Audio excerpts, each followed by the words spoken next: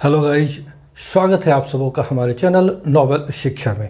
Guys, आज हम लोग भारत और चीन के बीच जो अंतर्राष्ट्रीय सीमा है इसके संबंध में विस्तार से जानकारी हासिल करेंगे कि वर्तमान स्थिति क्या है, जो भारत और चीन के बीच जो आज विवाद बने हुए हैं, जो तनाव बना हुआ है, इसकी पृष्ठभूमि क्या है, यानी इसका इतिहास क्या है, इसके बारे में हम लोग जानेंगे। और सबसे ज़्यादा आवश्यक जो एग्जामिनेशन के पॉइंट ऑफ व्यू से है कि जियो पॉलिटिकल इश्यूज, जिसमें ज्योग्राफी भूगोल के अंतर्गत हम लोग आज देखेंगे कि जम्मू कश्मीर और लद्दाख के इलाके में और जो अक्साई चीन का इलाका है, अक्साई चीन के ही अंतर्गत जो गलवान वैली है, जो पैगोंग से झील का इलाका है, जहाँ पर विवाद काफ़ी गंभीर मोड़ तक पहुँच चुके थे, उन चीज़ों पर, उन क्षेत्रों की भौगोलिक स्थिति पर हम लोग विस्तार से देखेंगे। फिर आज हम लोग ये भी जानेंगे कि जॉनसन लाइन क्या है, मैकमोहन लाइन क्या है और इस संबंध में चीन का दृष्टिकोण क्या है और विवाद का मूल क्या है। ठीक है, तो आज की जो वीडियो है आप लोग बड़े ध्यान से देखें, समझें, तब आप इस समस्या की गहराई में जाएंगे।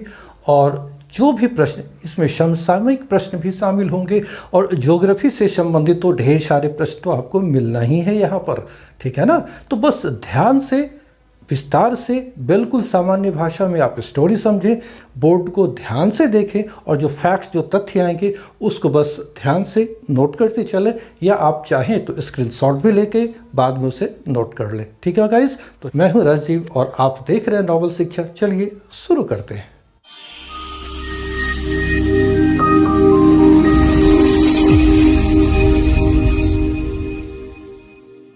गाइज, यहाँ पर हमने एक छोटे से मैप के द्वारा भारत और चीन के बीच जो सीमा है, जो वास्तविकता है, उसको हमने दर्शाने का प्रयास किया। इसे आप लोग ध्यान से देखें और समझें।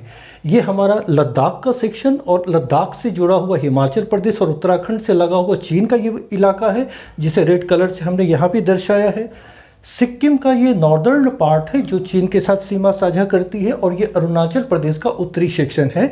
ये 3 सेक्शन हैं जो चीन के साथ हमारी सीमा को लगाती है। बीच में चूंकि नेपाल और भूटान आ जाते हैं, इसलिए हमारा ये जो सीमा चीन के साथ 3 सेक्शन में बटा हुआ है। ठीक है, एक पश्चिमी, मध्यवर्ती और ये पूर्वी सेक्शन। अब यहाँ पे ध्यान दीजिए, इसे हम थोड़े से बड़े आयाम में यहाँ पर जम्मू कश्मीर और लद्दाख के सेक्शन को दिखलाया है और यहाँ पर नॉर्थ ईस्ट में अरुणाचल प्रदेश को। पहले वस्तु स्थिति को हम लोग समझें, जो वास्तविकता है सीमा की। इसके पश्चात हम लोग देखेंगे कि विवाद के मुद्दे क्या हैं। फिर बारी बारी से हम लोग उन समस्त क्षेत्रों पर जाएंगे, जैसे चीन का इलाका, फिर अक्साई चीन के ही अंतर्गत जो गलवान वैली है, पैगोंग से जो झील का इलाका है जहां पर विवाद चरम पर पहुंचा, फिर मैकमोहन लाइन और अरुणाचल प्रदेश के जो मामले हैं उस पर भी हम लोग देखेंगे। ठीक है ना, तो सबसे पहले आप यहां पर फोकस कीजिए। 1962 में, 1962 में जब चीन ने हम पर हमला किया, भारत पर जो आक्रमण किया, उसके पश्चात जहां पर युद्ध विराम हुआ, ठीक है ना, जहां पर युद्ध विराम हुआ तो वो युद्ध विराम रेखा ये थी और यहां तक चीनी फौज पहुंच चुके थे। और उसके पश्चात जहां पर युद्ध समाप्त हुआ उसे ही उन्होंने वास्तविक रेखा घोषित किया और भारत और चीन के बीच ये जो रेखा बनी, ये LAC, line of actual control के रूप में अस्तित्व में आ गई। ये 1962 के युद्ध के पश्चात हुआ है।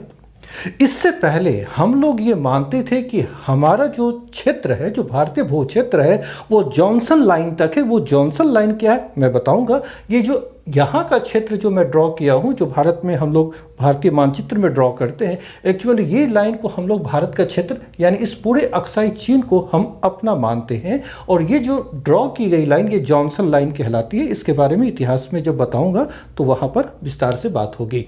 यहाँ पर आप ये समझें कि 1962 के युद्ध के पश्चात ये LAC भारत और चीन के बीच वास्तविक सीमा बन गई है। और ये सीमा आगे की ओर हम लोग जब बढ़ते हैं तो यहाँ हिमाचल प्रदेश और उत्तराखंड का जो इलाका है, ये अंतर्राष्ट्रीय सीमा है चीन के साथ। और यही रेखा जब हम आगे की ओर बढ़ें तो सिक्किम के नॉर्थ में यहाँ पर चीन के साथ सीमा लगती है। और फिर मैकमोहन रेखा जो कहलाती है, वो अरुणाचल प्रदेश और चीन के बीच जो सीमा है, यहाँ पर जो रेखा है उस रेखा को कहा जाता है। अब जो विवाद है, 1962 के युद्ध में चीन ने हमारे इतने बड़े इलाके पर कब्जा जमाया जो लगभग 38,000 वर्ग किलोमीटर का क्षेत्र है। फिर पाकिस्तान ने अपनी दोस्ती को निभाते हुए चीन के साथ इस क्षेत्र को, जो पाक ऑक्यूपाइड कश्मीर का इलाका है, उसका लगभग 5180 वर्ग किलोमीटर का क्षेत्र उपहार के रूप में, गिफ्ट के रूप में उसने चीन को प्रदान किया, जो हमारे कश्मीर का ही भूभाग था। और इस तरह से कुल एरिया की मैं बात करूं तो जम्मू कश्मीर और लद्दाख के कुल सेक्शन का 43,180 वर्ग किलोमीटर का जो क्षेत्र है आज चीन के कब्जे में मौजूद है। ठीक है ना। तो अब हम लोग ये जानने का प्रयास करें कि आखिर ये विवाद रह रहकर जो उठ रही है, चीन ने हमारे ही भूभाग पर कब्जा जमाया है और फिर दादागिरी भी उनकी लगातार जारी है। तो भारत और चीन के बीच ये विवाद नया नहीं है। 1967 में सिक्किम की सीमा पर यह विवाद, तनाव काफ़ी चरम पर पहुंचा था। फिर 1987 और 2013 में दोनों देशों की फौजों के बीच टकराव की स्थिति उत्पन्न हो चुकी थी। 2017 में डोकलाम विवाद, जो भूटान की सीमा पर, जरा आप ध्यान देंगे, भूटान को अगर यहाँ मैं ड्रॉ करूँ, ये जो सेक्शन है भूटान के नॉर्थ में जो चीन के साथ जो बॉर्डर है वो डोकलाम वहाँ पर मौजूद है। वहाँ पर तनाव उत्पन्न हुआ था, काफ़ी लंबे समय तक गतिरोध बनी रही। जब चीनी फौज वापस गई तो मामला फिर शांत हुआ। तो ये जो तनाव था निरंतर बना रहा। तो ये चरम स्थिति इस साल 2020 में जो देखने को मिली, इसके पीछे क्या रीज़न थे, उन कारणों पर भी हम लोग चलेंगे। प्राचीन काल से ही भारतीय, विशेष रूप से कश्मीरी और लद्दाख के लोग अक्साई चीन के मार्ग से होते हुए खोतान तक जाते थे और वो मार्ग आगे चलकर सिल्क रूट में मिलता था, जो चीन को यूरोप से कनेक्ट करती थी। मध्यकाल में भी देखूं तो मुगलों के काल में भी कश्मीर भारत का ही हिस्सा रहा था। अंग्रेजों के समय में, ध्यान दें, हम लोग विशेष रूप से 19वीं शताब्दी से चीन और भारत के बीच जो सीमा संबंधी मामले उस पर गौर करें। सबसे पहले हम लोग देखते क्या हैं कि 1834 में डोगरा राजा, जो कश्मीर के राजा थे, महाराजा गुलाब सिंह, राजा गुलाब सिंह ने 1834 में इस क्षेत्र को विजिट किया और अपने राज्य कश्मीर में मिला लिया था। 1846 में, 34 के पश्चात ही 1846 में कश्मीर ब्रिटिश हुकूमत के नियंत्रण में आ गई। स्वतः ही लद्दाख का इलाका भी ब्रिटिश शासन के अंतर्गत आ गया। अब ब्रिटिश शासकों ने, जो उस समय ब्रिटिश भारत के जो प्रशासक थे, उन्होंने ये तय किया कि लद्दाख का इलाका चूंकि अब ब्रिटिश प्रशासित क्षेत्र था, तो लद्दाख और तिब्बत के बीच एक सीमा का निर्धारण किया जाना चाहिए। इसलिए सर विलियम जॉनसन को इस कार्य के लिए नियुक्त किया, जो उस वक्त सर्वे ऑफ इंडिया के सिविल सर्वेंट थे। उन्होंने 1865 में, ध्यान दीजिएगा, 1865 में एक रेखा खींची जो जॉनसन लाइन के नाम से जानी जाती है। और ये जो रेखा आप देख रहे हैं यहाँ पर, ये रेखा एक्चुअली जॉनसन लाइन है, जो विलियम जॉनसन ने ड्रॉ की थी तिब्बत और लद्दाख के बीच। उन्होंने जो विभाजन किया था, अब यहाँ पर थोड़ी सी भौगोलिक स्थिति को जान लें। यहाँ पर पामीर का पठार है, जैसा कि मालूम होगा, पामीर का पठार विश्व में संसार की छत के नाम से भी जाना जाता है। इसका पामीर का पठार जो यहाँ अवस्थित है, यहीं से पर्वतों की श्रृंखला निकली है। एक क्युनलुन पर्वत है जो पूर्व दिशा की ओर तिब्बत में चली गई है, और यहीं से एक काराकोरम पर्वत जो यहाँ से निकलकर ये जो LAC है इसके पास से आकर के तिब्बत में प्रवेश की है। तो ध्यान रहे, जॉनसन महोदय ने जो सीमा रेखा खींची थी वो क्युनलुन पर्वत के दक्षिणी हिस्से तक, उस घाटी तक उसका फैलाव किया था और संपूर्ण अक्साई चीन के इलाके को अपने भूक्षेत्र में दर्शाया था। यही सीमा रेखा बनी रही 1947 तक, ये स्थिति मौजूद थी। और जब देश आज़ाद हुआ तो विरासत में अंग्रेजों के द्वारा वही भूक्षेत्र हमें मिला।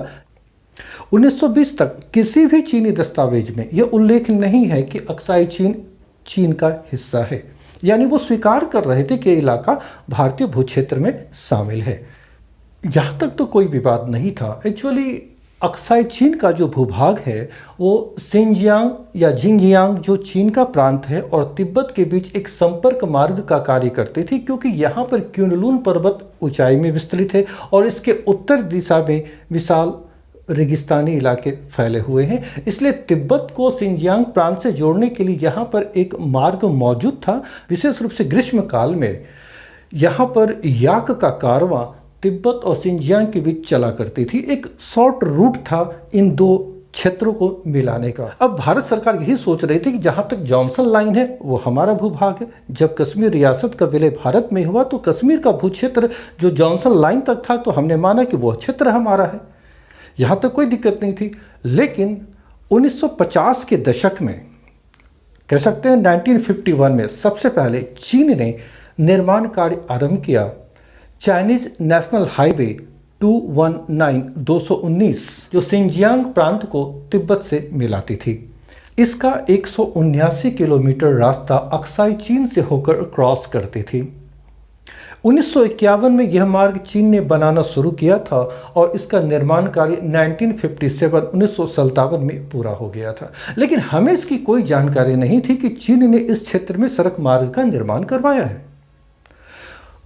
इसके पश्चात पीकिंग विश्वविद्यालय, जैसा कि मालूम है कि बीजिंग जो आज चीन की राजधानी है, पहले वो पीकिंग कहलाती थी, तो पीकिंग विश्वविद्यालय ने एक मैप जारी किया चीन का, और उस मैप में अक्साई चीन को चीन का हिस्सा दिखाया और उस सड़क मार्ग को भी दर्शाया जो चीन ने हाल ही में बनाया था। अब चीन में जो भारत के राजदूत थे उन्होंने इस नक्शे को देखा और तत्काल भारत सरकार को सूचित किया कि चीन इस भूक्षेत्र को अपना क्षेत्र मानता है और यहाँ पर एक सड़क मार्ग का निर्माण किया है। जिस वक्त ये सूचना मिली उस वक्त ठंड का मौसम था, ये पूरा इलाका बर्फों से आच्छादित हो जाता है जाड़े के दिनों में। तो भारत सरकार ने जुलाई 1958 में 2 सैन्य दस्ते नियुक्त किए, यह देखने और जांचने के लिए कि क्या वास्तविक स्थिति यही है। चीन ने ऐसा ही किया क्योंकि उस समय तक हम लोग तो हिंदी चीनी भाई भाई के नारे लगा रहे थे। पंचशील का सिद्धांत पंडित नेहरू ने दिया था और चीन को हम अपना बड़ा भाई मानते थे। और जब यह सूचना मिली कि चीन ने अक्साई चीन के क्षेत्र में सड़क मार्ग बनाया और उसे अपना क्षेत्र घोषित किया है तो हमारे कान खड़े हुए। तत्कालीन प्रधानमंत्री पंडित नेहरू ने आदेश दिया तो गोरखा रेजिमेंट के 2 बटालियनों को 2 ग्रुप बनाए गए और उन्हें भेजा गया अक्साई चीन के उन इलाकों में वस्तु स्थिति की जांच के लिए। एक दल को भेजा गया अक्साई चीन के उत्तरी भाग में और एक दूसरे दल को भेजा गया अक्साई चीन के दक्षिणी भाग में कि वस्तु स्थिति की सही जानकारी प्रदान करे। जो दल दक्षिणी क्षेत्र में गया था वो अक्टूबर 1958 तक लौटकर वापस आ गया और सरकार को रिपोर्ट दी कि यह सत्य है, चीन ने सड़क मार्ग का निर्माण कर लिया है। लेकिन जो दल उत्तर की ओर गया वो कभी लौटकर वापस नहीं आया। अब यहां से एक तनाव की शुरुआत हो चुकी थी भारत और चीन के मध्य। भारत सरकार ने यह दावा किया कि पूरा अक्साई चीन भारत का हिस्सा है। चीन के भी कान खड़े हो गए।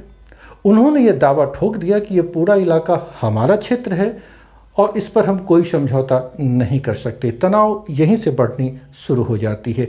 यही नहीं, 1960 तक 1960 तक चीन ने यहाँ तक दावा कर दिया कि गलवान नदी, जिसके बारे में आगे चर्चा होने वाली है, कि गलवान नदी का जो पश्चिमी हिस्सा है जो भारतीय भूक्षेत्र में LAC के पास है वहाँ तक चीन का भूक्षेत्र है। दृढ़ता के साथ भारत सरकार ने यह दावा किया कि संपूर्ण अक्साई चीन भारत का अभिन्न हिस्सा है। और इसके बाद भारत सरकार ने 4 जुलाई 1962 को गोरखा रेजिमेंट की एक टुकड़ी उस इलाके में भेजी। इस टुकड़ी ने इस घाटी के ऊपर पहुंचकर ऊंचाई पर एक चौकी की स्थापना कर ली। इस गोरखा रेजिमेंट ने वहां पर मौजूद एक चीनी पोस्ट को तोड़ दिया, उसके संचार लाइनों को काट दिया। इस घटना को चीन ने अपने ऊपर हमला बताया और उसके पश्चात चीनी सैनिकों ने उस भारतीय पोस्ट को, जहां गोरखा सैनिक मौजूद थे, उसे घेर लिया और ये घेरा 4 महीनों तक बरकरार रहा। उनके लिए जो भी रसद सामग्री भेजी जाती थी हेलीकॉप्टरों के माध्यम से जा रही थी। यह तनाव इतना बढ़ चुका था। इसी दौरान 20 अक्टूबर 1962 को भारत पर आक्रमण कर दिया। भारी तोपखानों से हमला बोल दिया इन्हीं चोटियों पर जहां पर गोरखा रेजिमेंट के हमारे सैनिक तैनात थे और ये युद्ध आरंभ हो चुके थे। हम लोग इसके लिए बिल्कुल तैयार नहीं थे और जब यह युद्ध चला तो जहां तक चीन ने दावा किया था 1960 में कि वो हमारे इलाके हैं और वो वहां तक पहुंच गए और वहां तक पहुंचकर उन्होंने अपनी स्थिति काफ़ी मजबूत कर ली और उसके पश्चात उन्होंने युद्ध विराम किया।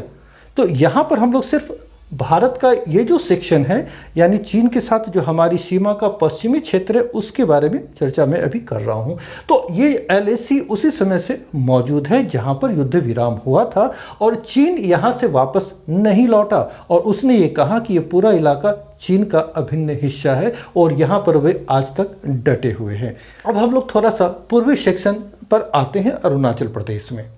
अरुणाचल प्रदेश और चीन के बीच जो ये अंतर्राष्ट्रीय सीमा है ना, ये मैकमोहन लाइन या मैकमोहन रेखा के नाम से जानी जाती है। ये जो मैकमोहन रेखा है 27 अप्रैल 1914 को ब्रिटिश भारत के प्रतिनिधि और तिब्बत के प्रतिनिधियों के बीच एक समझौता शिमला में हुआ था। तो चीन की सरकार ने कभी भी इसका अनुमोदन नहीं किया।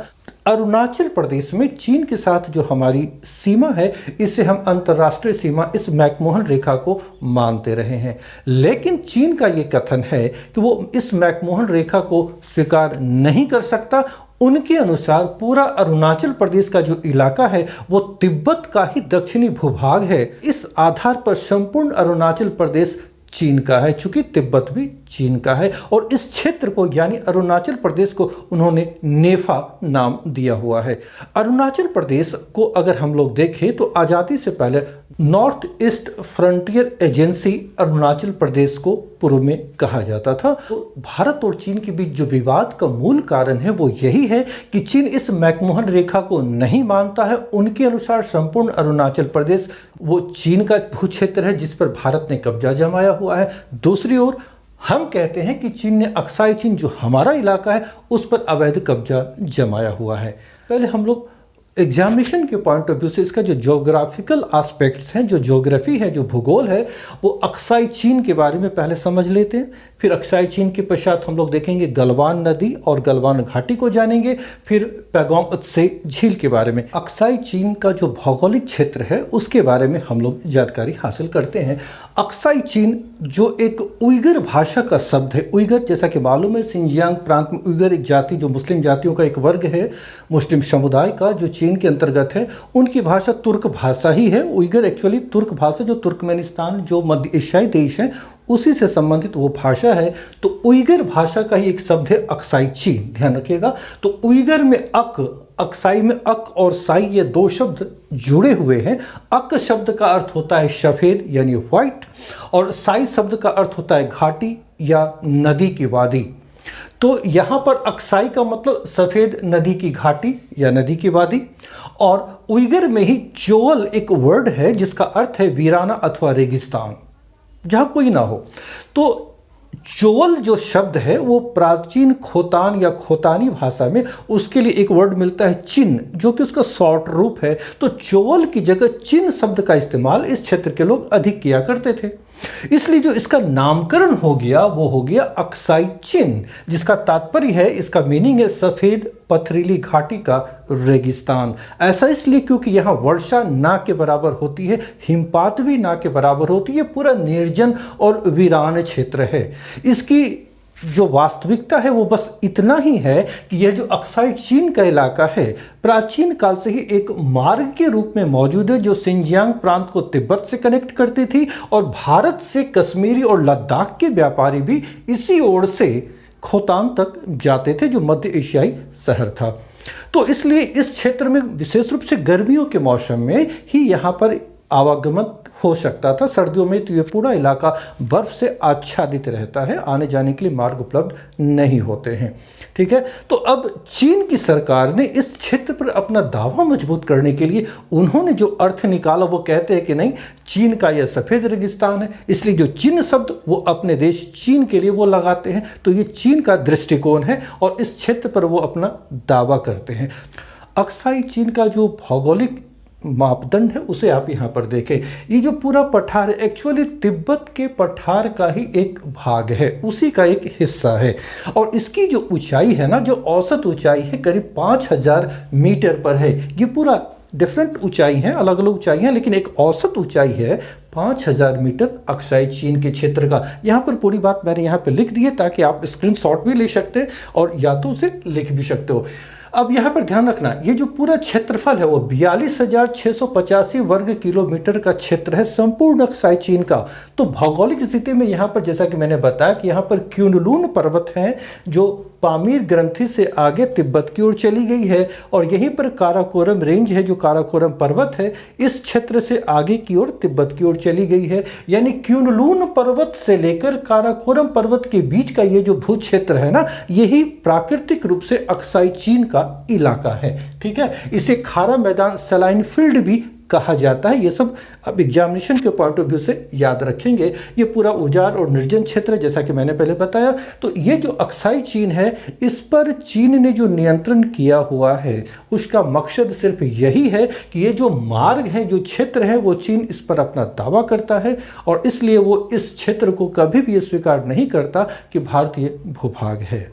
गाइस, मैं यहाँ पर बता दूं गलवान वैली के बारे में, गलवान नदी और उनसे संबंधित जो घाटी का इलाका है। उसके पहले आप ये ध्यान रखना कि ये जो पूरा अक्साई चीन का जो इलाका है ना, वो जैसा कि मैंने पहले ही बताया था, उसका जो क्षेत्रफल है वो भूटान के बराबर है और उसका क्षेत्रफल थोड़ा ही कम है स्विट्जरलैंड से। अब उसी के एरिया में ध्यान रखना। अब इस नए नक्शे को आप ध्यान से देखिए। काराकोरम पर्वत को मैंने दिखाया है कि पामीर ग्रंथि, जो पामीर का पठार सेंट्रल एशिया मध्य एशिया में है, वहाँ से जो काराकोरम पर्वत की जो स्थिति है उसे आप ध्यान से देखें। यही काराकोरम पर्वत, जिसे हम लोग कैलाश मानसरोवर के नाम से जानते हैं, यही वो पर्वत श्रृंखला है। और यहीं पर पामीर से क्युनलुन पर्वत जो तिब्बत में गई है। हमें समझना है गलवान के बारे में।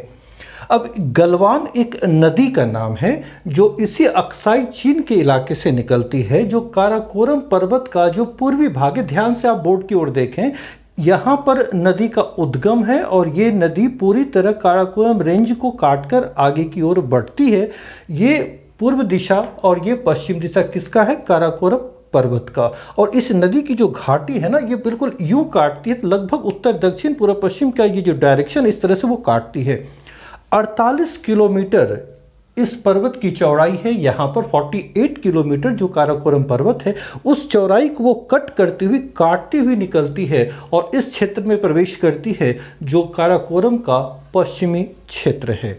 यहाँ पर आकर वो भारतीय क्षेत्र में जो LAC के इस तरफ है, जो भारतीय नियंत्रण का इलाका है, वहाँ पर वो श्योक नदी से मिलती है। यानी श्योक नदी की सहायक नदी गलवान नदी है। श्योक नदी की चर्चा पहले भी हुई है, जब POK के संदर्भ में हम लोग सियाचिन की बात कर रहे थे, तो याद होगा इसकी चर्चा हुई थी। अब यहाँ पर हम उसकी चर्चा को रिपीट नहीं कर रहे, बल्कि यहाँ पर आप ये देखें, यही श्योक नदी है जिसमें गलवान नदी भी आकर के मिलती है। और ये श्योक नदी, जैसा कि मालूम है, सिंधु नदी से जाकर के मिलती है। ज्योग्राफी के दृष्टिकोण से आप इसे ध्यान रखें कि गलवान नदी श्योक की सहायक नदी है, ट्रिब्यूटरी है, और श्योक सिंधु की सहायक नदी है। ठीक है ना? तो अब गलवान नदी की जो पूरी लंबाई है वो 80 किलोमीटर है। और ध्यान रखें, ये पर्वतों को काटते हुए आगे बढ़ी, तो बिल्कुल संकीर्ण, बहुत नैरो घाटी बनाई है, बहुत ही खरी ढाल है जहां से ये नदी क्रॉस की है। अब इसकी जो भौगोलिक स्थिति है उस पर आप, मैंने बोर्ड पे भी लिखा है, इसे आप लिख सकते हैं, नोट भी कर सकते हैं। और इसका जो प्रवाह मार्ग है वो ध्यान रखेंगे पश्चिम की ओर है, ये पूर्व से पश्चिम की ओर इसका प्रवाह मार्ग है। चीनी नाम, इस नदी का चीनी नाम, जिसे हम गलवान नदी कहते हैं, जियाल वैन हे और हन्यू पिनियन, ये दो नाम मिलते हैं चीनी दस्तावेजों में इस नदी के।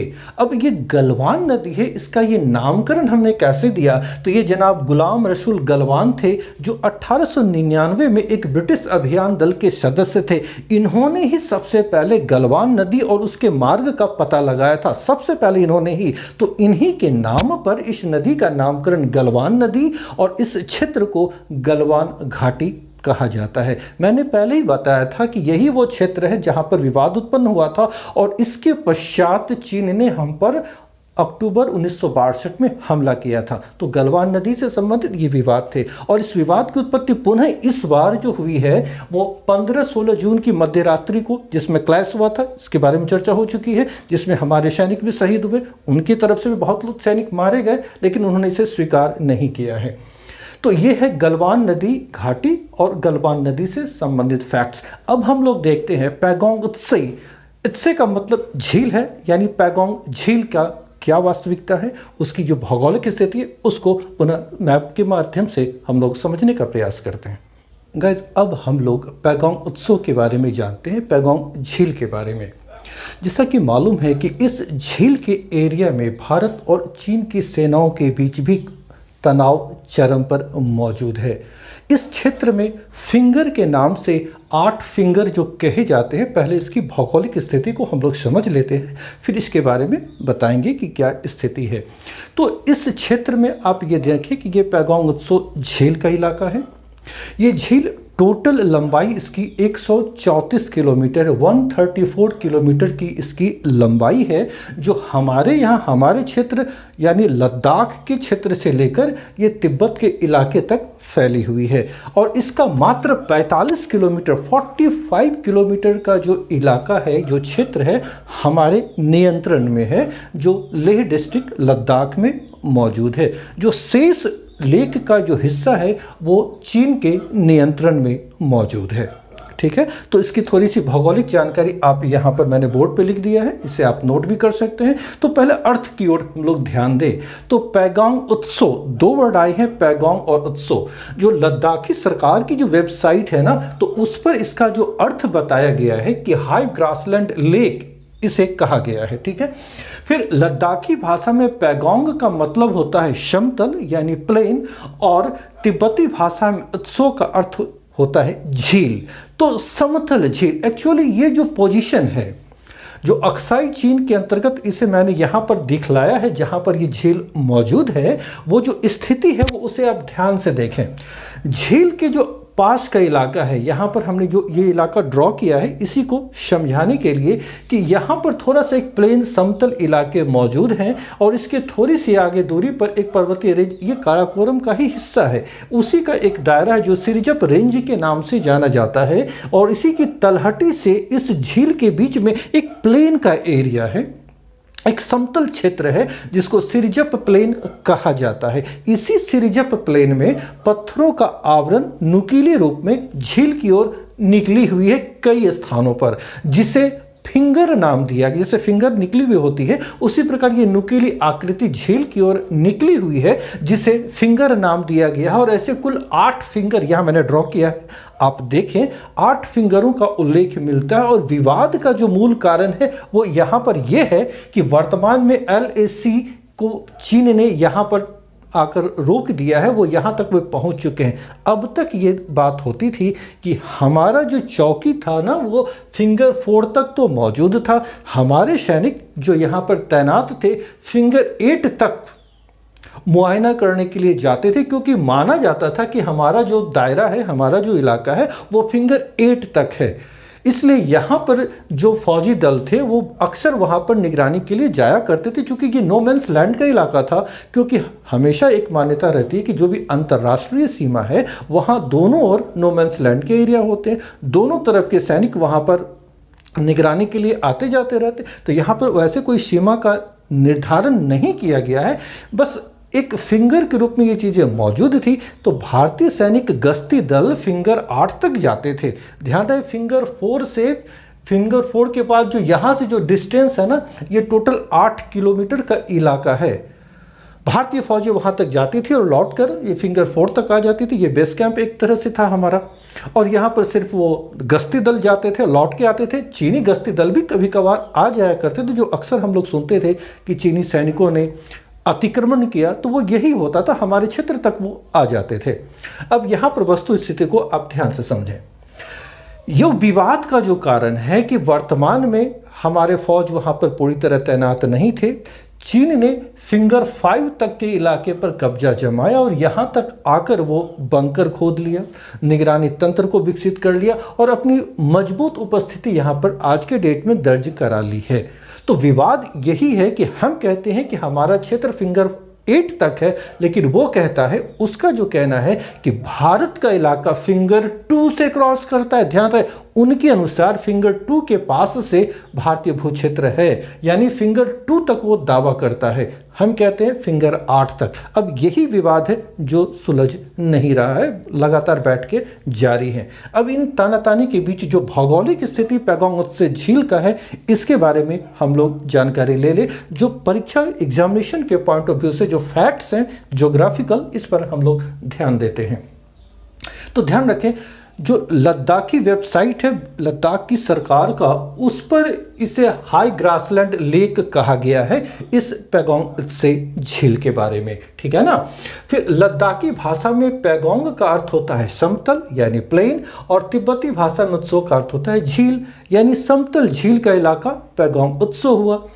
इसका जो फैलाव है लद्दाख से लेकर तिब्बत के इलाके तक फैली हुई है। और ये जो क्षेत्र है तिब्बत में, वो इलाका है रुटोंग काउंटी, वहाँ तक इस झील का फैलाव है। ये झील वस्तुतः 4 झीलों का एक समूह है, ठीक है ना, जो पश्चिम से पूर्व दिशा की ओर फैली हुई है। वो क्या नाम है बोर्ड पे लिखे हुए, मैं उस पे आ रहा हूँ, पहले आप यहाँ पे देख लें। इस झील की पूरी लंबाई 134 किलोमीटर, 134 किलोमीटर। भारतीय नियंत्रण में कितना क्षेत्र है? मात्र 45 किलोमीटर, जो एलएसी से इस तरफ मौजूद है वो भारतीय नियंत्रण में है।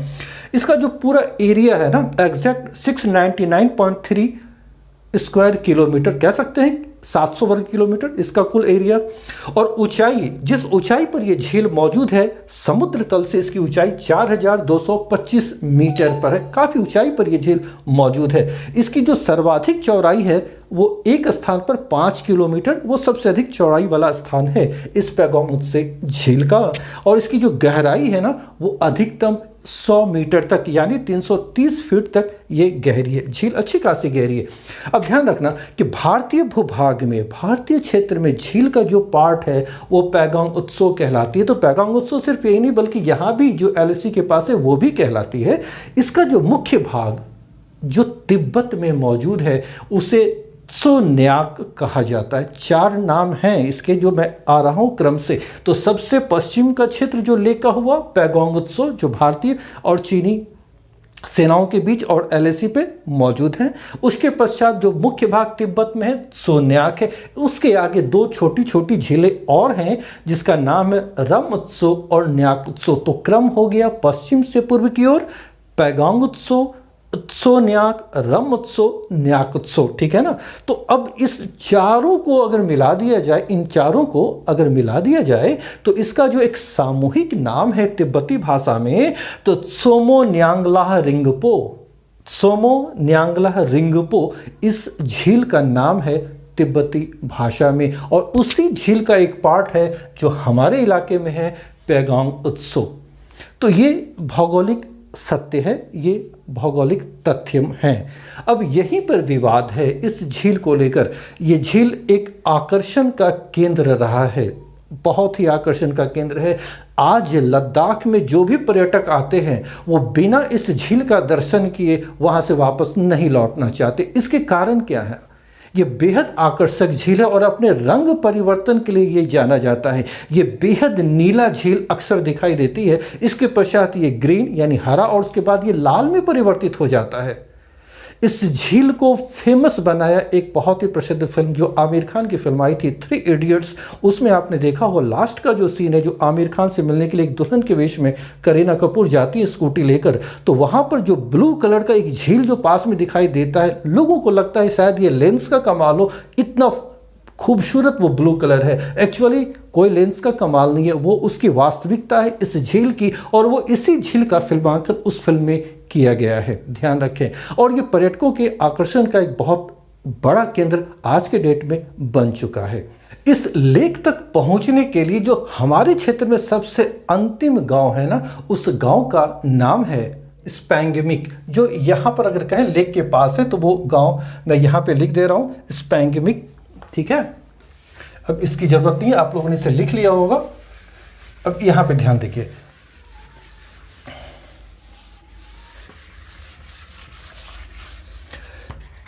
उसका नाम है स्पैंगमिक।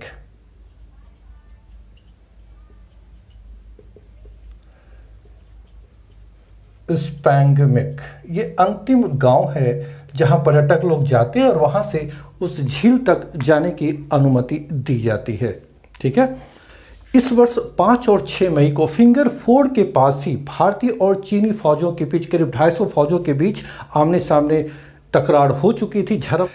इसके पहले भी अगस्त 2017 में इसी क्षेत्र में भारतीय और चीनी फौजों के बीच पत्थरबाजी, फिर 11 सितंबर 2019 को भी दोनों पक्षों के बीच यहां पे झड़पें हुई थी। यानी एक तनाव का वातावरण निरंतर यहां पर बना हुआ था। तो प्रश्न ये उठता है कि आखिर चीन बार बार इस तरह की परेशानी क्यों क्रिएट कर रहा है? चाइना नेशनल हाईवे 219 है, जिसकी चर्चा मैंने किया था कि उसके सिंजियांग प्रांत को तिब्बत से जो जोड़ती है, एक्चुअली वो यहाँ से क्रॉस करती है, जो पैगोंग से झील का ही जो इलाका है जो पूर्व दिशा की ओर है, इसके ऊपर से ये सड़क मार्ग क्रॉस करती है। चीन नहीं चाहता है कि भारत कोई बुनियादी ढांचा मजबूती के साथ यहाँ स्थापित करे, क्योंकि उसका ये तर्क है कि वो यहाँ तक अपना क्षेत्र मानता है। भारत अगर यहाँ पर अपने बुनियादी ढांचे को मजबूत कर लेता है तो ये चीन के लिए खतरे की बात हो सकती है, ऐसा वो समझते हैं, क्योंकि इसके बाद हमारे दायरे में उसका वो इलाका भी आएगा जिस पर हम निगरानी रख सकते हैं। सबसे बड़ी बात यह है कि दौलत बेग ओल्डी इसी के पास मौजूद है, जो संसार का सबसे ऊंचाई वाला हवाई क्षेत्र माना जाता है, और भारतीय सेना ने वहां पर अपनी पूरी स्थिति मजबूत बना ली है और वहां तक एक सड़क मार्ग का निर्माण किया जा रहा है जो लेह से दौलत बेग ओल्डी तक है। और यह जो मार्ग अगर बनकर तैयार हो गई तो वहां से आने जाने में सड़क मार्ग से दौलत बेग ओल्डी तक मात्र 6 घंटे का समय लगेगा। अब वहां पर जाने में 2 दिन का समय लग जाता है। इससे चीन घबराया हुआ है, क्योंकि यहीं से काराकोरम रेंज भी पास में ही है और वहां से हम लोग उस मार्ग पे भी आराम से निगरानी रख सकते हैं जो चीन और पाकिस्तान के बीच में काराकोरम दर्रे से होकर गुजरी है। इसलिए चीन के अंदर एक डर पैदा हुआ है कि बुनियादी ढांचे अगर भारत ने मजबूत किया तो भविष्य में यह चीन के लिए खतरे का सबब बन सकता है, और यही कारण है कि वो ये नहीं चाहता कि भारत इस क्षेत्र में अपनी स्थिति को मजबूत करे और लगातार बॉर्डर एरिया पर तनाव उत्पन्न करता रहा है। तो गाइज, आज यहाँ पर हम लोगों ने देखा कि भारत और चीन के बीच क्या सीमाएं हैं और सीमा से संबंधित जो प्रमुख विवाद है वो विवाद क्या है, और उसकी जो भौगोलिक स्थिति है ना, उस पर आप विशेष रूप से एग्जामिनेशन के पार्ट ऑफ व्यू से ध्यान रखिएगा। तो यहाँ पर समसामयिकी और ज्योग्राफी दोनों इंक्लूड है, दोनों ही चीज़ें शामिल है। ठीक है, मैं एक चीज़ कहना चाहूँगा कि ये थोड़ा सेशन लंबा ना हो जाए, इसलिए आज मैं भारत और चीन के बीच जो सीमा है उसी पर इस सेशन को समाप्त करता हूँ। आगे फिर नेक्स्ट हम लोग अगले देश के बारे में देखेंगे जो नेपाल और भूटान से संबंधित, फिर हम लोग बांग्लादेश की तरफ बढ़ेंगे।